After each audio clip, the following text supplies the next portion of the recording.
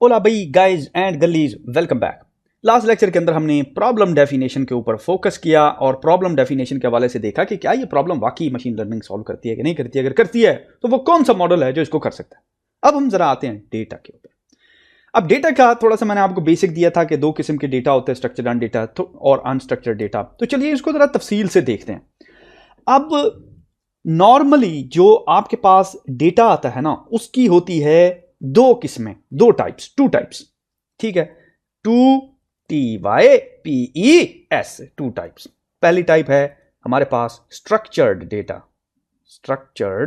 Data और दूसरी है अनस्ट्रक्चर्ड डेटा। ठीक है, अनस्ट्रक्चर्ड डेटा। ठीक है, समझ लें।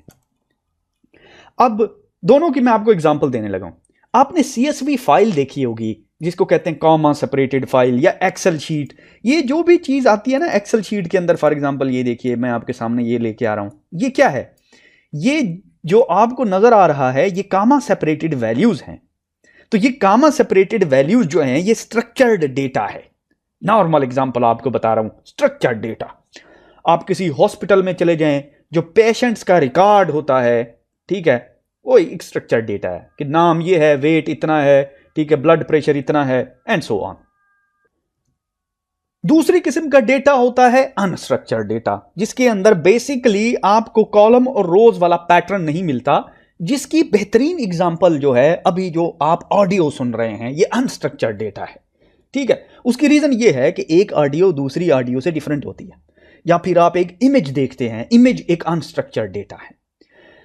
अच्छा, इसको मैं लिख देता हूं, मैं कहता हूं इमेज एंड ऑडियो क्या है? अनस्ट्रक्चर्ड डेटा है। अब स्ट्रक्चर और अनस्ट्रक्चर्ड डेटा में मैंने आपको बताया कि CSV कामा सेपरेटेड फाइल्स होती हैं। अब स्ट्रक्चर्ड और अनस्ट्रक्चर्ड डेटा की मजीद दो टाइप्स हैं। एक टाइप है स्टैटिक डेटा, STATIC, स्टैटिक, और एक है टाइम सीरीज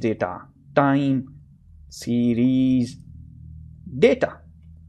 स्टैटिक डेटा की बेस्ट एग्जांपल ऊपर आपने देखी, एक कामा सेपरेटेड फाइल है, CSV फाइल जो आपको यहां पे नजर आ रही है। अब टाइम सीरीज डेटा की बेस्ट एग्जांपल स्टॉक मार्केट। 2 बजे जी स्टॉक मार्केट हाईएस्ट पॉइंट पे थी, 1 बजे लोएस्ट पॉइंट पे थी। तो ये क्या है? एक बेसिकली टाइम है। तो ये टाइम के अगेंस्ट प्लॉट कर रहे हैं आप स्टॉक मार्केट को, तो ये टाइम सीरीज डेटा हो गया। ठीक है, तो बेसिक वर्क फ्लो आपका क्या होगा कि नॉर्मली आप एक प्रॉब्लम को स्टैटिक डेटा से शुरू करेंगे और आप टाइम सीरीज डेटा की तरफ जाएंगे। और जो ही मैं वर्क फ्लो की बात करता हूं तो इट्स वेरी इंपॉर्टेंट गाइज कि हम लोग थोड़ा सा देख लें कि नॉर्मली होता क्या है कि आपके पास एक CSV फाइल आती है, डेटा फाइल। ठीक है, मैं इसको कह देता हूं डेटा। ठीक है, इस डेटा को आप ओपन करते हैं यूजिंग ए जुपिटर नोटबुक। जुपिटर नोटबुक हम तफसील के साथ देखेंगे क्या है। ये एक IDE है, ठीक है, और उसके अंदर आप ओपन करते हैं। ठीक है, फॉर एग्जांपल इस डेटा को देखने के लिए, जैसे कि फॉर एग्जांपल ये देखिए, ये जो कामा सेपरेटेड वैल्यूज थी, यहां पे आपने देखा कि ऊपर आपने किसी सॉफ्टवेयर के अंदर ही इनको ओपन किया ना, सही है ना? किसी सॉफ्टवेयर के, ये जो ऊपर आपको नजर आ रहा है ये सारा सॉफ्टवेयर ही तो है, ये एक्सेल है, तो आपने इसको एक्सेल में ओपन किया।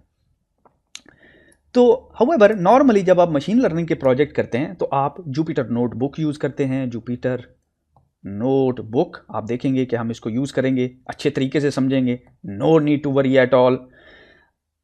ठीक है, इसको आप विजुलाइज करते हैं। ठीक है, VISUALIZE, विजुलाइज।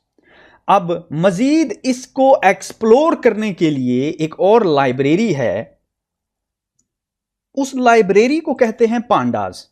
तो ये जो पांडाज लाइब्रेरी है ये बेसिकली डेटा को एक्सप्लोर करने के लिए, प्लॉट करने के लिए यूं समझ लीजिए, या उसके ऊपर मजीद जो है फंक्शनैलिटी परफॉर्म करने के लिए यूज होता है। अब उस डेटा को मजीद आप यूं समझिए कि प्लॉट करने के लिए एक और लाइब्रेरी यूज करते हैं जिसको आप कहते हैं मैटप्लॉटलिब, मैटप्लॉट लाइब्रेरी। ठीक है, ये मैटलैब से मिलती जुलती लाइब्रेरी है जो कि प्लॉटिंग फंक्शन होता है जिसमें। ठीक है, उसमें प्लॉट करते हैं, विजुलाइज करते हैं डेटा को, देखते हैं कि भाई क्या मुझे वही चीज़ मिल रही है, नहीं मिल रही, कोई आउटलायर तो नहीं है, स्पूरियस वेक्टर तो नहीं है, कोई डेटा के अंदर कोई प्रॉब्लम तो नहीं है। तो अब वो आप सारा जो है वो इसके अंदर चेक करते हैं। और फाइनली आप मशीन लर्निंग मॉडल इसके ऊपर डिप्लॉय करते हैं यूजिंग scikit-learn, जो कि अगेन एक मशीन लर्निंग लाइब्रेरी है, पाइथन में लिखी गई है। तो इस तरीके से एक पूरा वर्क फ्लो आपके पास होता है कि एक डेटा आता है, आप उसको जुपिटर नोटबुक में ओपन करते हैं और फिर आप डेटा को विजुलाइज करते हैं and then you apply a machine learning model. अब ये सारी जो जुपिटर नोटबुक है, ये जो विजुलाइजेशन के लिए ये सारे टूल्स हैं और इन टूल्स को भी हमने तफसील के साथ सीखना है। एट द मोमेंट सिर्फ आपको एक वर्क फ्लो बताना है कि किस तरीके से एक वर्क फ्लो, एक कंप्लीट प्रोजेक्ट का जो है वो प्रोसेस चलता है। तो यहाँ पे कर देते हैं इस लेक्चर को।